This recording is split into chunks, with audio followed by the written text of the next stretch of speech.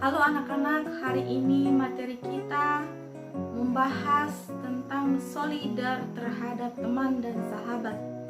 Bahan Alkitab yang kita pakai Lukas pasal yang kelima ayat 1 sampai 11 dan Lukas pasal 6 ayat 1 sampai 5. Solidaritas artinya berbela rasa pada sesama, menunjukkan empati dan simpati kepada sesama.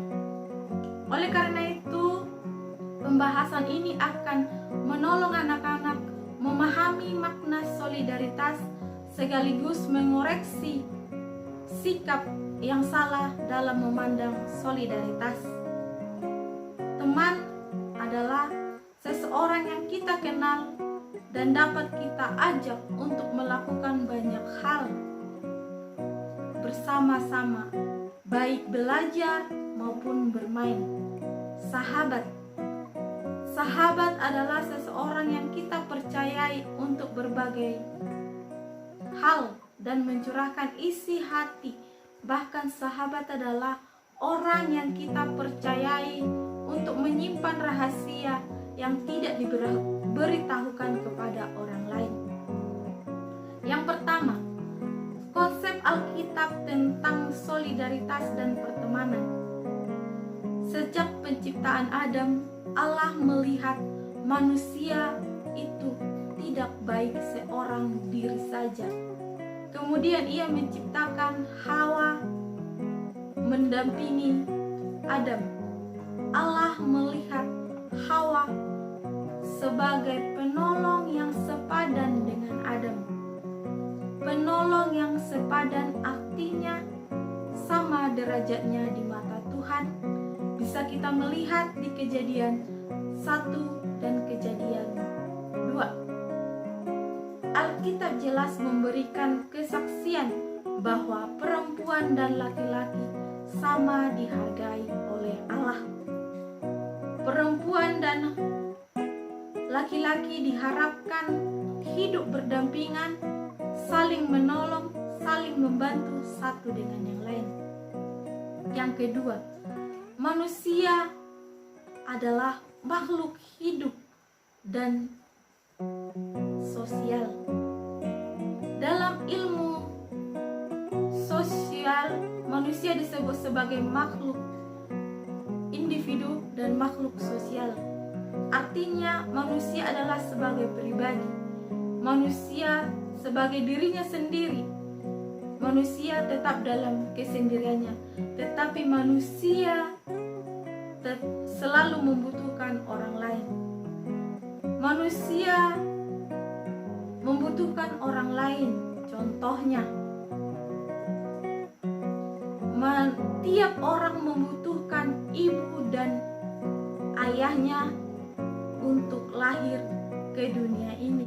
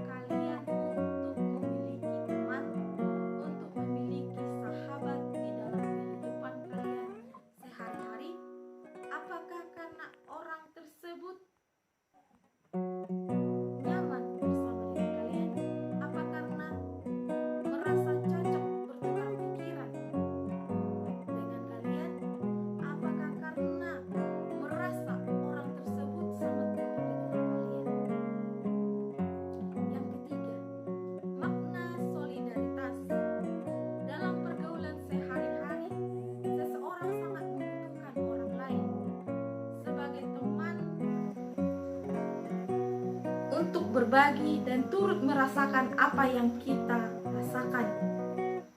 Jadi, makna solidaritas adalah kebersamaan. Bahkan ada pepatah mengatakan, sahabat sejati itu baru nampak ketika mengalami kesulitan atau masa-masa sulit di dalam kehidupan kita. Sahabat kita selalu ada di samping kita dan turut merasakan apa yang kita rasakan. Itulah yang disebut sahabat sejati. Peran sahabat itu adalah memberikan simpati dan empati. Contoh Yesus itu sendiri. Yesus menolong Simon Petrus ketika mereka mencari ikan di danau. Ia meminta Simon menebarkan jalannya. Kemudian Simon menebarkan jalannya sehingga Simon mendapatkan ikan yang banyak.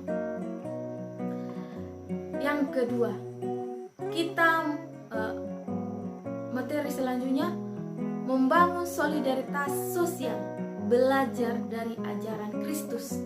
Bahan Alkitab yang kita pakai Lukas 4 ayat 16 sampai 19, Matius 25 ayat 31 sampai 46. Sikap Yesus dalam menunjukkan solidaritas terhadap sesama yang menderita nampak jelas dalam khotbahnya di bukit melalui ucapan bahagianya, Matius 5 ayat 1 sampai ayat yang ke-12. Perumpamaan tentang raja yang menghakimi, Injil Matius 25 ayat 31 sampai 46, dan Kisah Para Rasul pasal 4 ayat 32 sampai 34. Semuanya ini berpusat pada ajaran Yesus Kristus. Jadi, solidaritas bukan hanya bersifat materi semata-mata, namun membutuhkan keberpihakan sebagaimana yang dilakukan oleh Yesus. Jadi, solidaritas dalam pemahaman iman Kristen adalah sikap yang mencakup jasmani dan rohani di dalam diri manusia tersebut. Solidaritas Pak Yesus pada sesama dapat kita lihat dalam berbagai hal berikut. Yang pertama, kehadirannya di dunia untuk merasakan semua yang dirasakan oleh manusia. Ini merupakan bentuk solidaritas yang tak terbantahkan. Ia lahir dalam kemiskinan, ia hidup dalam keprihatinan, melakukan segala perkara untuk manusia tanpa terkecuali. Ia menderita dan mati secara hina di kayu salib. Ia mewujudkan solidaritas kepada manusia berdasarkan cinta kasihnya.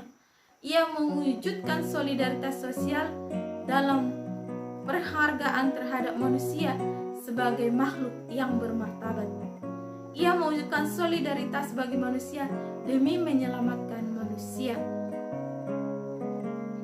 Itulah solidaritas yang dilakukan Yesus kepada manusia.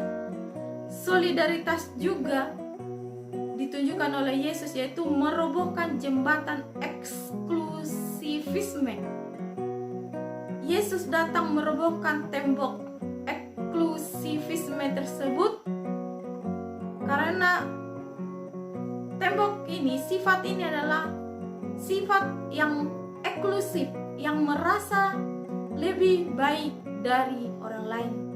Ia meruntuhkan antara orang kaya dan orang miskin. Dalam kaitannya dengan solidaritas, bagi Yesus solidaritas adalah tindakan nyata dan bukan hanya dengan kata-kata. Jadi, seorang mengatakan mengasihi saudaranya, mengasihi keluarganya, mengasihi sesamanya, maka hal itu harus dibuktikan dalam perbuatan dan bukan hanya di kata-kata saja. Yesus mengajarkan tentang kasih, ia melakukan tindakan, dan ia mengajarkan tentang kerendahan hati, dan ia melakukannya yaitu membasuh kaki murid-muridnya. Ia mengajarkan menolong sesamanya, dan ia memberi makan 5.000 orang. Ia mengajarkan tentang peduli pada sesama. Ia mendengarkan murid-muridnya menyembuhkan orang sakit dan membangkitkan orang mati dan juga menunjukkan belas kasihannya pada semua orang. Lukas 7 ayat 22. Orang Farisi dan ahli Taurat selalu menampakkan diri sebagai kelompok eksklusif, sebagai orang-orang terpandang dan terkemuka. Mereka berpikir bahwa kesetiaan ketaatan menjalankan aturan agama dengan benar menurut kitab Musa telah menjadikan manusia yang suci dan benar. Tetapi Yesus datang dan memberikan kritikan bahwa orang yang menjalankan ibadah agamanya hendaknya dilakukan dengan wujud tindakan kasih dan solidaritas bagi sesama. Jadi anak-anak, sebagai anak-anak Tuhan Yesus, jika kita memiliki hati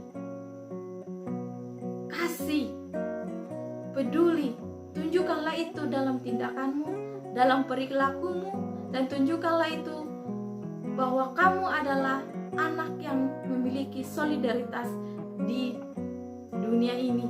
Dari kita, Tuhan Yesus memberkati.